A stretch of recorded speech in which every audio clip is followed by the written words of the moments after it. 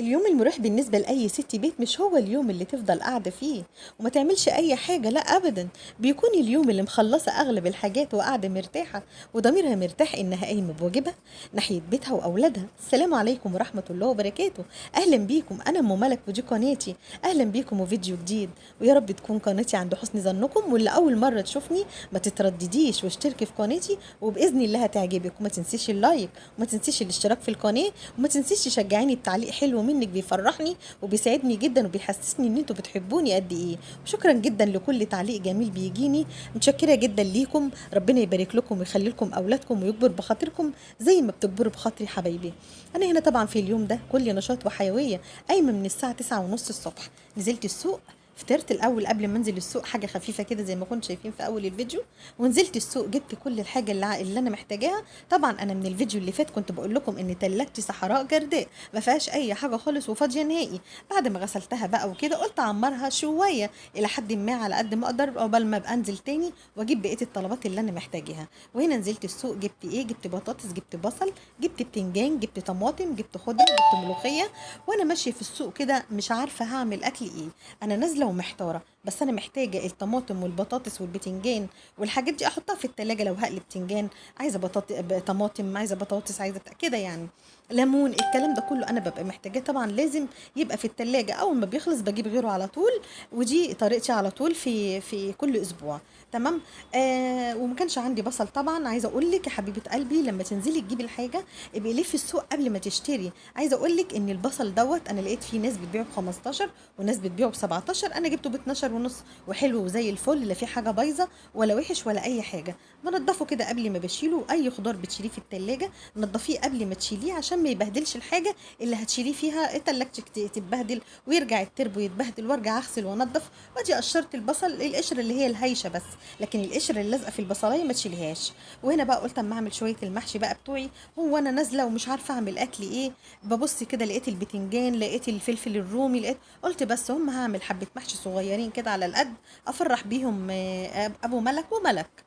وده فعلا اللي انا عملته. جبت كيلو بتنجان واحد، وعندي كيس ورق عنب في الفريزر، كان جوزي كان جايبه لي جاهز من الماركت، وقلت اعمله ده جنب ده جنب ربع كيلو الفلفل الرومي وخلاص على كده.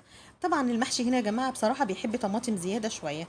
انا ما ب... انا دايما بفرز الطماطم. انا الطماطم عندي ما بعملهاش فريش، غير بس الطماطم اللي محطوطه في التلاجة هي دي اللي بتبقى فريش، عشان لو هقطع على القوطه على الجبنه طماطم محتاجاها في اي حاجه سلطه بتاع، هو كده بس. وهنا طبعا التسبيكه بتاعت المحشي لازم تكون زياده، يعني تكون الطماطم زياده وحمرا شويه. وهنا انا حطيت كيسين طماطم على شويه البصل اللي خرطتهم، واحط بقى التوابل بتاعتهم. المهم بعد وطيت عليهم حطيت شويه ميه عشان الطماطم تفك خالص، لانها متلجه زي ما انتم شايفين. وطيت خالص وغطيتها لغايه ما فكت، سبتها بقى تتسبك مع بعضها لغايه ما الزيت كده باين كده فوق الوش كده، تحسي كده ان هي خلاص اتسبكت.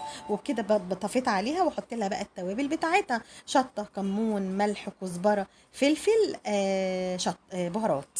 بس كده، دي حاجه المحشي اللي لازم ما ينفعش ما تحطيهاش. خصوصا لازم شويه البهارات دول بيدوا للمحشي طعم جميل قوي. ودي حماتي، تعليم حماتي ليا، ربنا يرحمها يا رب. وهنا غسلت كيلو الا ربع رز. والخضره برده في المحشي لازم تكون كتير شويه، خضره وطماطم زياده، والزيت يبقى باين كده، ما تبقاش المحشي بهتان. تعرفي بقى تاكلي حبه محشي حلوين فعلا. وده اللي انا عملته. وبعدين شويه محشي صغيرين، ما تستخسريش فيه حاجه. ومعلش اذا كنت يعني ساعه المحشي بتزودي الزيت شويه، دي مره وبتبقاش كل يوم. يعني انا عارفه ان الزيت غالي، بس برضو عشان يبقى جميل كده وتاكليه بنفس. تمام. وهنا انا غسلت كيلو الا ربع رز وسبتهم يتصفوا خالص، والخضره مغسوله ومتصفيه برضو. واحط الخلطه كله على بعضه واقلبه وهقعد احشي. طبعا انا ما بقدرش احشي بصراحه يا حبايبي وانا واقفه.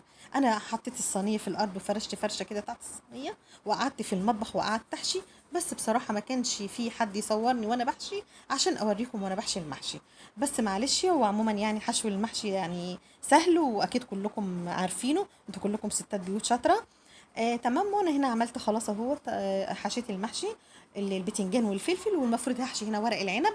بحط في قعر الحله شويه خضره، بصلايه، واحده طماطم بس كده مقطعاهم كده طرنشات، علشان بس ما يخلوش الورق العنب يتحرق، حاجه تحمي المحشي من تحت وبيدي ريحه كمان للمحشي. حشيت هنا ورق العنب، حطيته على النار، لما بزود الشوربه بتاعته ما بزودهاش قوي، بسيب بتاع 3 صفوف كده من المحشي باينه، علشان المحشي يطلع مفلفل كده وما يطلعش معجن. وبعد ما بيغلي غلوتين 3 كده شويه كده يغلي، وبعدين اوطي عليه يستوي على مهله بقى. طبعا هنا بقى عندي ايه مواعين المحشي، المصافي البلاستيك والحاجات دي اللي انا استعملتها في غسل البتنجان وغسل الحاجه. شلتهم على جنب كده، قلت لما اخلص الكوبايات والطبقين اللي في الحوض دول وبعد كده ارجع اغسلهم هم. انا ما كانش عندي مواعين بصراحه، من بالليل كنت غاسله المواعين، بس جينا اتعشينا بقى بالليل وكده، والكوبايه الشاي اللي انا شربت فيها الشاي الصبح، وجوزي طبعا شرب الشاي بتاعه برده الصبح وكده، فدي حاجات بسيطه اتبهدلت من المواعين. وبالنسبه للاطباق البلاستيك والحاجات دي الحاجات اللي انا وسختها في المحشي. بالنسبه لغسيل البتنجان، غسيل الخضره، غسيل الحاجه، طبعا الحاجات ايه البلاستيكات دي هي اللي بتتبهدل في المحشي. هي مواعين المحشي بتبقى كتير، بس انا حجمت الدنيا على قد ما اقدر عشان ما يبقاش فيه مواعين كتير وافضل اغسل قد كده. تمام. هو عموما كده كده احنا ستات البيوت، احنا ما ينفعش نقعد. على فكرة انا واحدة من الناس لو قعدت اتعب، لكن طول ما انا شغالة انا ببقى مبسوطة ومرتاحة. طول ما بيتي نضيف حواليا او عاملة كل اللي ورايا انا ببقى برضو مبسوطة ومرتاحة، لان انا بيتي نضيف، بيتي ده عنواني، بيتي ده هو اللي بيدل عليا انا ايه. انا شوية تراب في البلكونة بيجننوني لما بيبقوا موجودين. اي نعم الواحد احيانا بيبقى تعبان شوية مش قادر يعمل حاجة، اعملي على مهلك، ما تكوميش الشغل كله عليكي، لا اعملي النهارده حاجه بكره حاجه، علشان ما تتعبيش، وده اللي انا فعلا بعمله. تمام. خلص المواعين بقى، انا سايبه المحشي على النار وطيت عليه وسايباه يستوي عقبال ما جوزي يجي، لان هو زمانه جاي من الشغل دلوقتي. الباشمهندس بتاعنا ربنا يخليه، هو مش باشمهندس ولا حاجه بس انا بدلعه. المهم بقى شويه خلطه محشي. شويه الرز دول طبعا مش هرميهم، قلت لا اشيلهم في حاجه في التلاجة كده، حطيتهم في الطبق الازاز دوت واغطيهم واشيلهم. لو بعد ما نتغدى باذن الله، قلت لو شويه المحشي اللي اتبقوا لتاني يوم مش هيكفوا لتاني يوم، هقوم جايبه نص كيلو بتنجان تاني واحشيه واحطه جنب ده جنب ده، هيكفوا باذن الله. وده طبعا الاكل خلاص خلص، وانا حطيت الاكل لجوزي لانه كان جه. المهم بقى جالي جايب لي حاجات من الماركت، حاجات بسيطه كده. انا طلبت منه يعني شويه الحاجات دي، وقلت له عقبال ما انزل انا، وهو فعلا بيتعب يعني وكده من الماركت، من وقفه الماركت وكده. ربنا يبارك له، جاي من الشغل تعبان والحر، ما برضاش برضه اتقل عليه، اقول له اللي تقدر تجيبه هاته وانا هبقى انزل اكمل الباقي. وده فعلا اللي عمله. جاب شويه حاجات يا جماعه، والله انتوا مش تصدقوا ان شويه الحاجات دي ب 350 جنيه. ليه؟ انا ما اعرفش. على فكره احنا ما بنروحش ماركت غالي ولا حاجه، ان احنا يعني في ماركتات انا بعرف ان هي اسعارها عاليه شويه، لا والله ما بروحها ولا بهوب ناحيتها. انا بروح ناحي بروح في لماركت اسعاره هاديه، وده اقل ماركت احنا يمكن بنتعامل معاه واقل اسعار. الجيركن الكاتشب ده ب20 جنيه، الصلصه دي ب22 جنيه، الموتزاريلا ب85 جنيه، كيس الملوخيه ده جايبه ب11 جنيه. انا ما بستعملش ملوخيه متفرزه او جاهزه على طول، لا. بس يعني هو جابه بقى فخلاص. انا بحب الملوخيه الفريش اللي اجيبها من عند الراجل واغسلها ونقطفها وننضفها لا ليها طعم تاني برضه يا جماعه عن المتفرزه دي بصراحه. وجاب لي شويه خلطات، خلطه شاورما، خلطه حواوشي، خلطه شيش طاووق، وجايب لي خلطه بطاطس حلوه قوي اول مره يجيبها لي. انا حمرت بطاطس منها، لا وقصدي ورشيت منها على البطاطس، عجبتني قوي. البيت ان انا بنتي بصراحه اللي قالت لي عليها ربنا يبارك لها، طعمها جميل قوي. والكيس ب 3 جنيه صغير كده، بس بيكفيكي مرتين ثلاثه. اهو، اهو الكيس الصغير الاصفر ده ب 3 جنيه. ما كنتش بصراحه بستعمله، انا كنت برش على البطاطس ملح بكمون بشويه كزبره وخلاص. وهنا جاب لي بيكنج باودر وجايب لي فانيليا. انا بحب الفانيليا السايله، ما بحبش الفانيليا اللي هي البودره دي.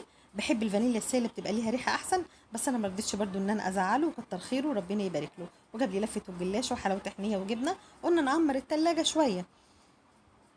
تمام. ومرقه الدجاج دي العبوه الواحده ب8 ونص.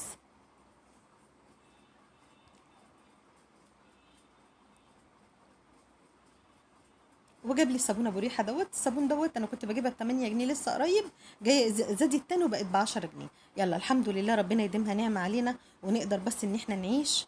ومش مشكله، اللي نقدر نجيبه نجيبه، اللي ما نقدرش نجيبه ما نجيبوش، ونجيب على القد ما يجراش حاجه. المهم اتغدينا وشربنا الشاي وخلصنا خلصت كل حاجه تقريبا.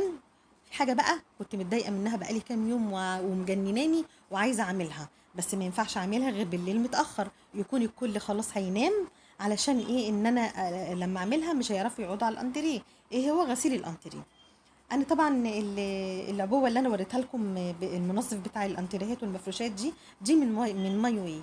واحده قالت لي عليه ان هو حلو وشكرت لي فيه وكده، بس عايزه اقول لكم والله يعني ان انا جربته، لقيته عادي مش واو يعني، مش حاجه توب قوي ولا حاجه. لا انا كنت بحط برضو الاوكسي او الاريال بشويه كلوريكس الوان والسبونشه او الفرشه، وبغسله وفوطه كده اغسلها واعصرها والم كده. يعني انا لما كنت بغسل الانتريه ما بحطش ميه كتير كده على الانتريه، اصل الانتريه هنشطفه ازاي؟ مش معقوله هنجيب خرطوم ونشطف، لا طبعا. فان انا بحاول ان انا اعصر الليفه كده وانضف، وبفوطه مبلوله بعصرها جامد والم الايه على قد ما اقدر ايه، امشي عليها كده بالفوطه المبلوله يعني زياده نظافه. تمام. وهنا طبعا الانتريه بيدي الالوان اللي انتم شايفينها مبيضه دي، لان انا القماشه بتاعتي بتقلب كده، بتدي الوان بتقلب. حتى لو مش بغسل ولا حاجه وبمشي ايدي عليه كده الاقيه يدي فاتح في غامق كده، بس لما بينشف بقى بيبان بصراحه بيبقى حلو. وهي عندي طبعا اكتر حاجه بتتبهدل في الانتريه هي الايادي، الايد الانتريه هي اكتر حاجه فعلا عندي بتتبهدل. لكن بقيه الانتريه الشلت طبعا محطوطه والمخدات، بتبقى الشلت هي اللي بتتبهدل والمخدات هي اللي قماشها بيتبهدل. فده طبعا انا بغسله لانه هو بسوست وكده. لكن الانتريه نفسه، جسم الانتريه نفسه هتشيليه ازاي؟ مش هينفع يتغسل طبعا غير بالشكل ده ومش بميه كتير. فهي الايادي هي فعلا اكتر حاجه عندي معرضه للبهدله وكده. انا طبعا ايه ايدي وجعتني من الاسبونشه، قلت اما اعمل بالفرشه دي، لكن لا الاسبونشه كانت بتنضف اكتر من الفرشه. وهنا بالفوطه زي ما قلت لكم بتبل واعصر جامد واحاول الم الصابون اللي عليه. وده ما تعملوش الا لما يكون الكل خلاص وقت متاخر وكل خلاص هيخش ينام، علشان هيقعدوا لو قعدوا على الانتريه وهو مبلول او ايدك مش نظيفه او ايد عيل او حاجه اتمسحت في الانتريه بهدلوا اكتر. وبكده الانتريه خلص. وقلت بقى ايه، انا ده الغسل بتاع الانتريه ده انا عملته بالليل، لكن المسح ده كان تاني يوم الصبح.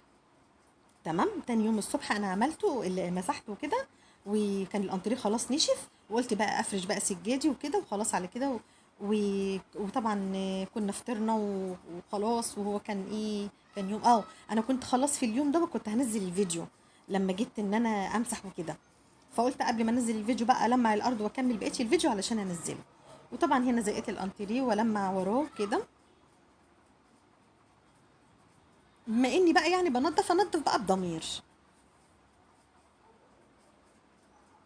هنا السيراميك يعني احنا ما بنبلش قوي ولا حاجه، السيراميك هي يا دوب بله وعصره وبيبقى زي الفل. وبعدين ايدك طول ما هي في البيت على طول بيتك دايما نضيف.